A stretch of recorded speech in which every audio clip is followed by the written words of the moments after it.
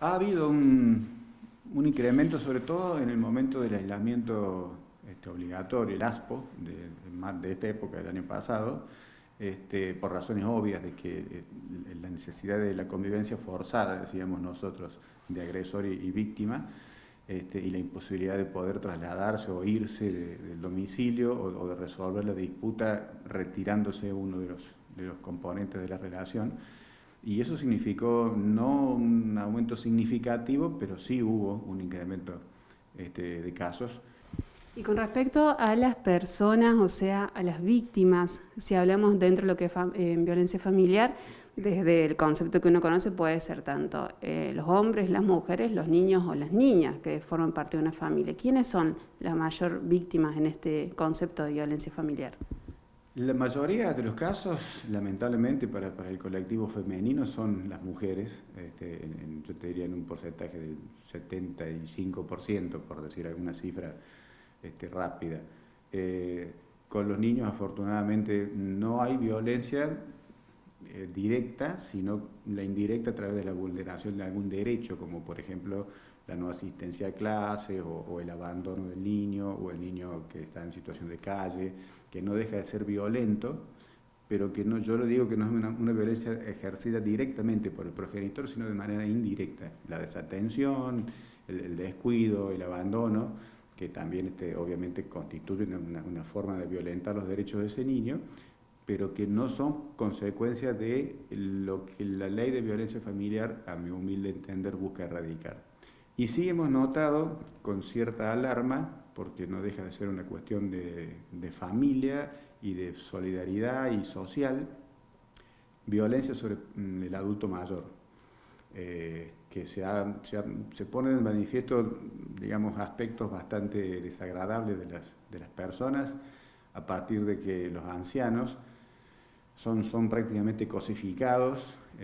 Las disputas son porque uno lo quiere hogarizar para no tener más problemas, el otro lo quiere atender y no logra la colaboración del resto de la familia. Y los ancianos son sometidos a realmente situaciones de violencia, no necesariamente física, sino quizás alguna más cruel, como es el desarraigo, el sacarlo del lugar de vida donde él transcurrió toda su madurez, su matrimonio, su vejez y ya su ancianidad. Bueno, sin ningún miramiento se plantean casos en donde la familia dice no, hay que sacarlo, lo queremos hogarizar, que se ocupe alguien. Afortunadamente contamos, por ejemplo, y también es digno de elogio, con PAMI, que nos ayuda mucho en esto, en las contrataciones y en ocuparse de esos ancianos, las áreas sociales, los jueces de paz, en el caso de las localidades vecinas, y en Río Cuarto, bueno, con la delegación local de PAMI, para intentar o bien un acompañante terapéutico o bien una hospitalización en un caso extremo, pero siempre respetando aquellos principios y aquellos tratados internacionales del derecho que tiene el adulto mayor a una vida libre de violencia. Si se habla de políticas estatales, ¿hay suficiente con respecto a lo que son estos dos problemas en particular? Y si las hay, ¿son las correctas? Hay políticas de niñez, hay políticas para la atención de la vejez, pero lamentablemente uno siempre tropieza con este tema de la asignación de recursos, que bueno, ya es un tópico sobre el cual no me corresponde a mí opinar, pero que debería en todo caso la sociedad empezar a cuestionar si los fondos necesariamente deben utilizarse como se están utilizando o no sería conveniente en todo caso empezar a ocuparnos en serio de lo que las leyes están previendo. ¿Se podría decir entonces que el Estado le pone más atención a las consecuencias y no a las causas? Creo que el origen de la ley de violencia familiar en la provincia de Córdoba, por lo menos, fue justamente la respuesta a un episodio luctuoso en aquel entonces, en 2006 creo que fue, y que por supuesto el clamor popular hizo que rápidamente se legislara. No es una ley que esté mal planteada, según mi modesto entender. Contempla muchas atribuciones para que el juez pueda ejercer control y pueda hacer cesar de inmediato esas situaciones, pero sin embargo resta todavía llevar adelante mucho de lo que esa ley prevé como herramienta para colaborar tanto con la víctima como con el victimario. Uno aprende a hablar con la persona que es violenta y que probablemente lo es porque ha sido educado así, no porque su índole sea violenta.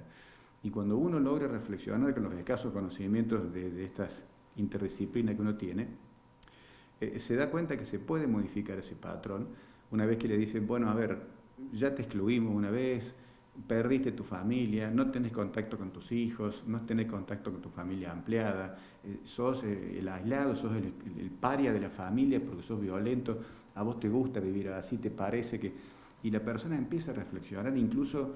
cuando la violencia viene asociada, por ejemplo, con el consumo de alcohol o de alguna otra sustancia adictiva. En esos casos uno los ha tenido aquí adelante y con gran satisfacción hemos visto que